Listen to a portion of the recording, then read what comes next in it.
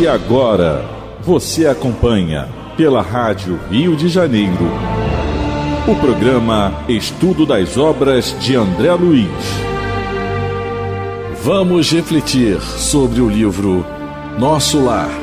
Produção e apresentação, Tereza Cristina e Marco Antônio.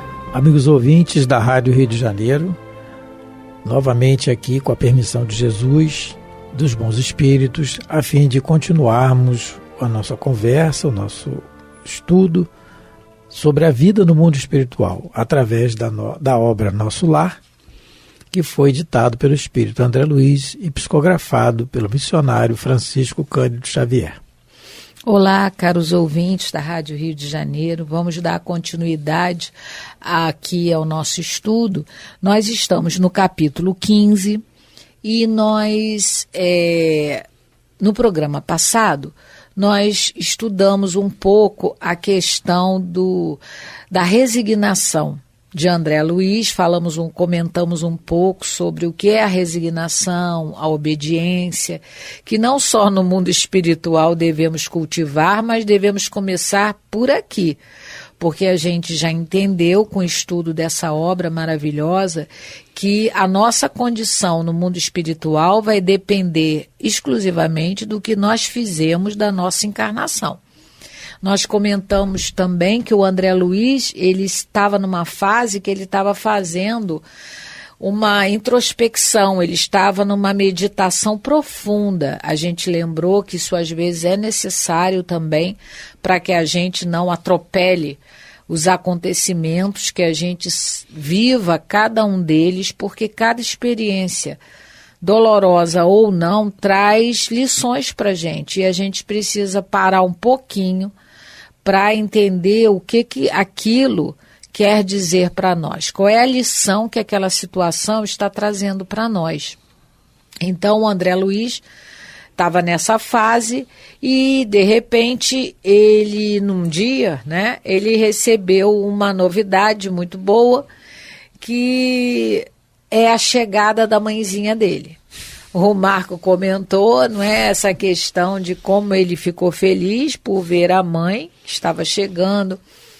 A gente até comentou um pouco, o Marco leu duas perguntas do Livro dos Espíritos e a gente parou. A de número, só dizendo o número, né? A de número 289 e 290.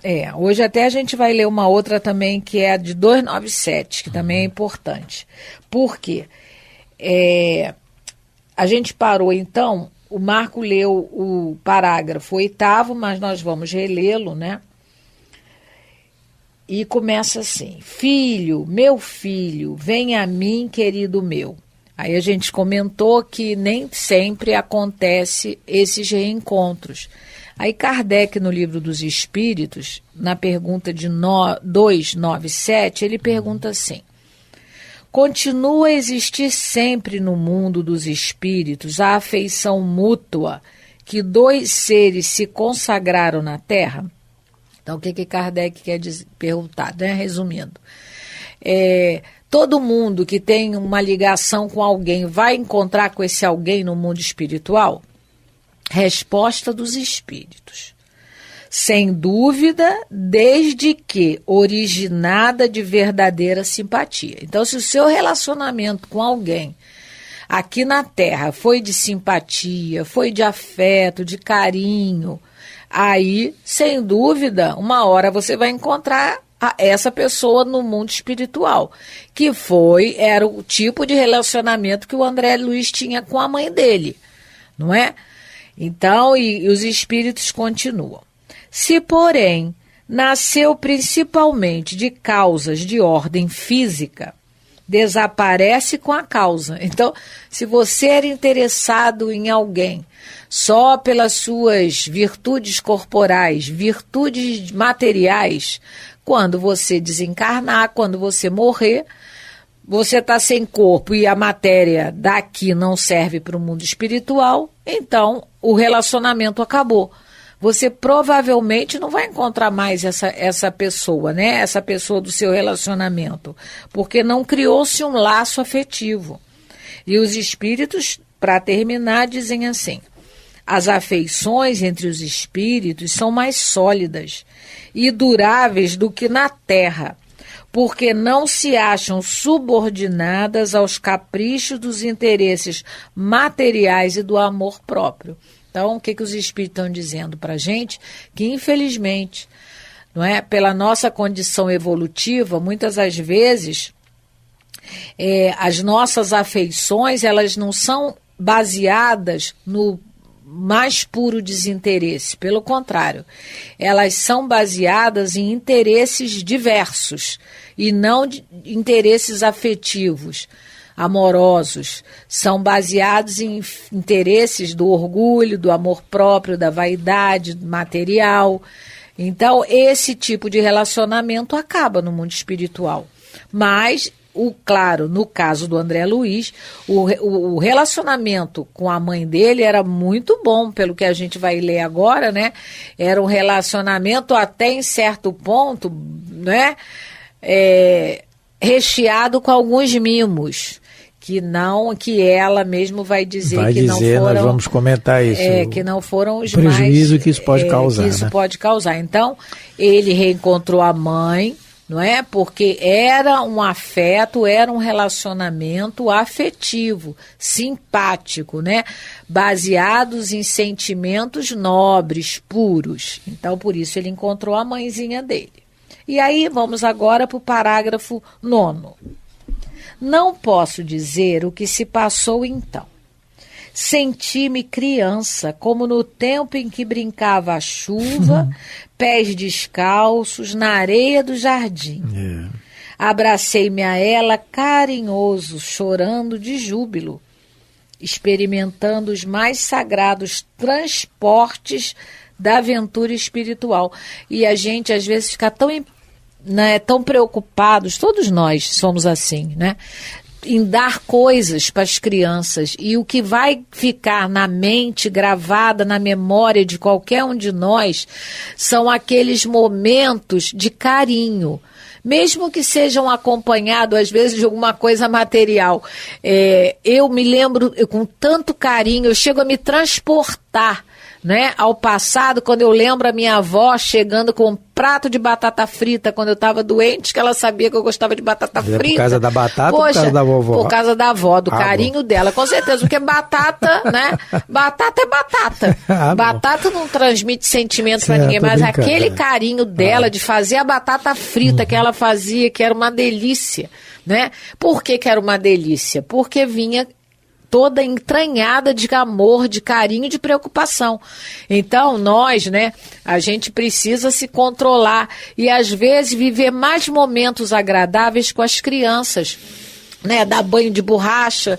Nós temos um sobrinho que desencarnou com 9 anos, não é? Ele ia fazer 10 anos, mas, poxa, a gente levou para rolar na terra, nós fizemos passeio e teve um passeio que ele se enterrou todo na areia, a gente brincava de dar banho de borracha. Então, com certeza, se eu guardo essas lembranças, esses momentos, e não lembro dos brinquedos que eu dei para ele, mas lembro desses momentos, e ele com certeza, onde ele estiver, ele deve lembrar das nossas brincadeiras, né, com ele. Então, é muito importante esse parágrafo, né, que o André Luiz está colocando para a gente, que quanto esses momentos, né, infantis são importantes para o espírito, para quando ele ficar mais velho, ele relembrar essas sensações, né, boas. O André, né? Luiz não ia colocar isso aqui à toa, dizendo que estava com saudade do tempo que brincava à chuva, pé descalço na areia do jardim. São detalhes, que é como você falou, para nós raciocinarmos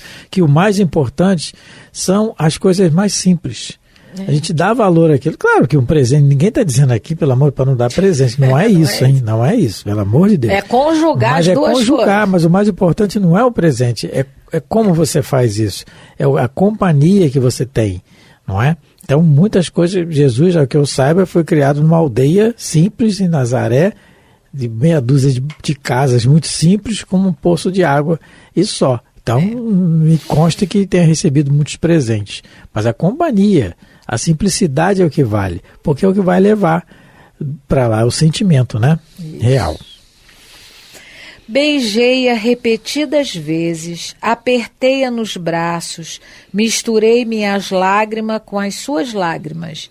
E não sei quanto tempo estivemos juntos, abraçados. Afinal, foi ela quem me despertou do enlevo, recomendando. Porque aí... Meu filho, acorda. Agora vamos conversar, vamos conversar. Já deu o tempo, né, dos abraços, dos beijos, do cafuné, porque, né, com certeza ela deve ter feito muito cafuné nele, mas ela não estava ali só para isso. Ela realmente trazia uma mensagem para ele, de estímulo, não é? Então, vamos conversar agora, né? Já, como é que o doutor Jorge Andréa falava? Ele falava do... Ai, meu Deus. Fugiu a palavra. Depois eu vou lembrar. As atrações periféricas não, é o atrito periférico, que é muito importante, já passou, né? Teve já o seu momento, agora vamos à conversa. Doutor Jorge Andréa foi um grande espírita, desencarnou com 100 anos, 101 parece, muito trabalhador, sediado aqui no Rio de Janeiro, era baiano, mas sediado aqui, muito tempo aqui, conviveu muito com o Divaldo também, né? Ele falava dos atritos periféricos, nós tivemos da importância. A oportunidade de conhecê-lo pessoalmente, muito bom. Isso. E aí ela agora vai, né? Agora vamos para outra etapa do reencontro. Vamos, filho, não te emociones tanto assim. A alegria também, quando excessiva, costuma castigar o coração. Então os excessos. E a respeito disso, o Emmanuel tem uma página muito interessante, como todas as páginas do Emmanuel. Sobre os excessos? Sobre a alegria cristã. Ah, sim. Né? Você que era sobre o excesso.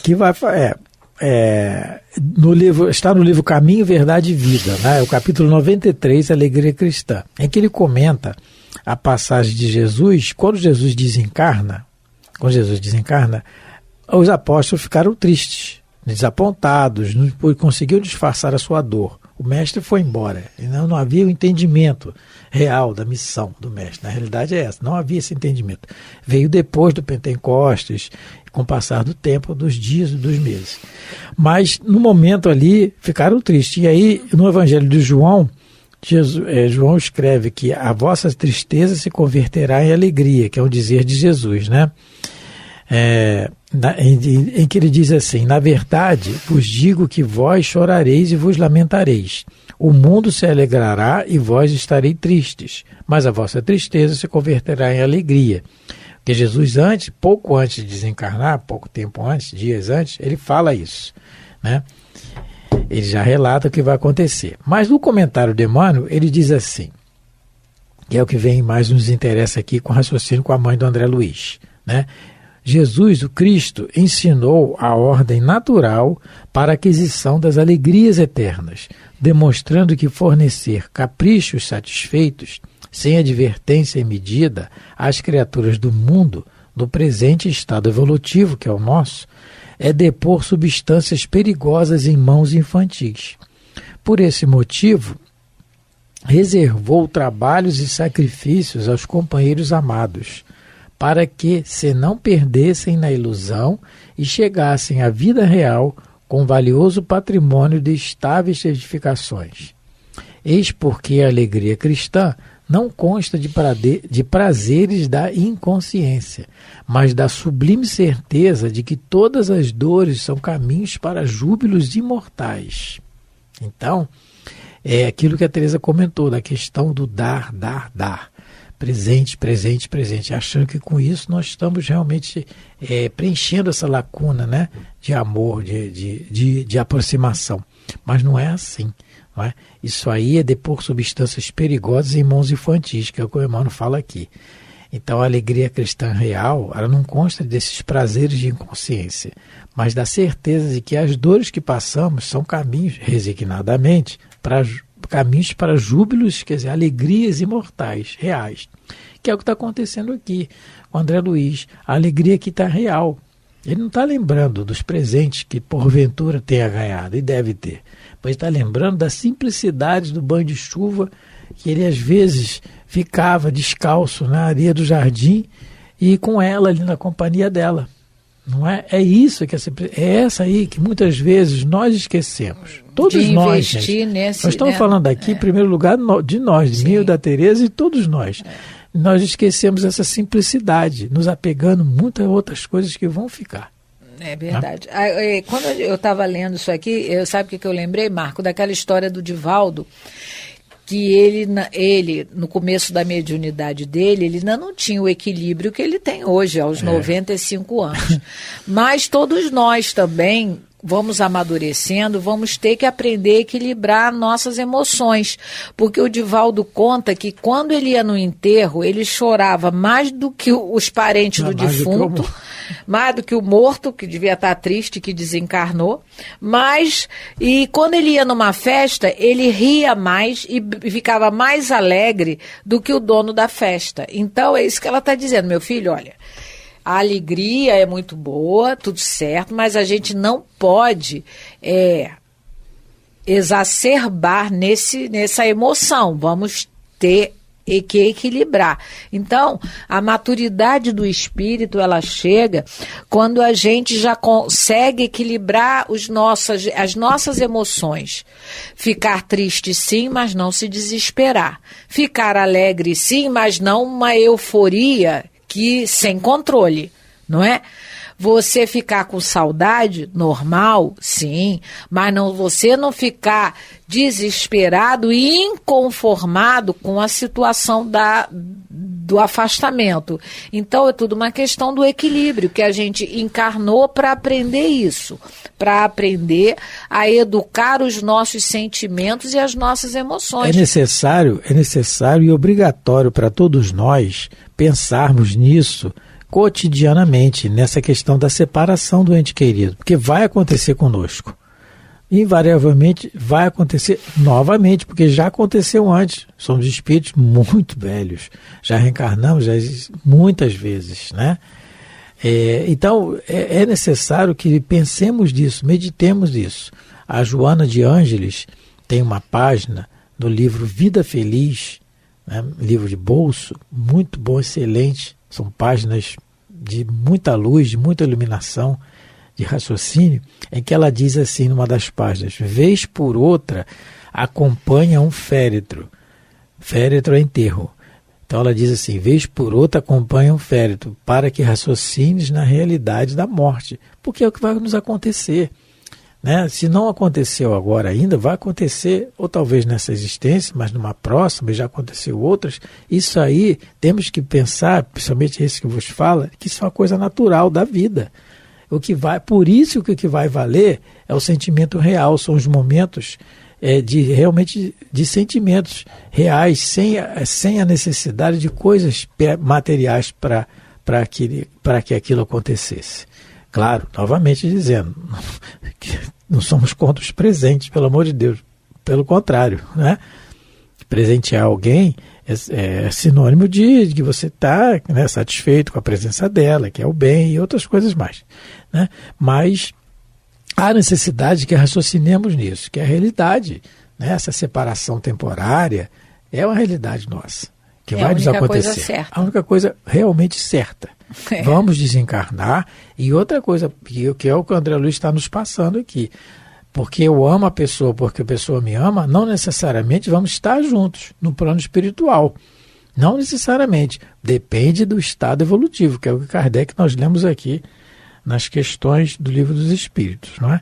Então, o que o Kardec perguntou, os Espíritos respondem: depende da elevação espiritual de cada um. Água não mistura com azeite. Continuando a nossa leitura, no parágrafo 11. E em vez de carregar a minha adorada velhinha nos braços, como fazia na terra, nos derradeiros tempos de sua romagem por lá, foi ela que me enxugou o pranto copioso, conduzindo-me ao divã. Porque ele estava fraco, né? Ele estava frágil, né? Ele já estava começando a reconhecer a superioridade moral e espiritual dela. E por que será que ele... Não, vamos ver daqui a pouco, se der tempo. Por que essa fragilidade dele vai aumentar? Sim, mas ele já está enfraquecido, né?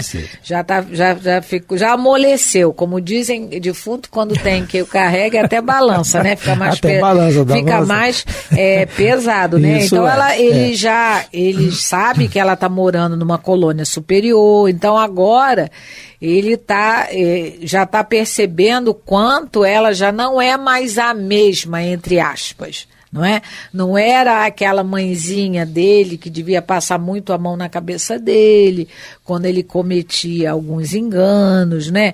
Porque essa é a nossa dificuldade. Enquanto mães e pais na Terra, né, a gente entra numa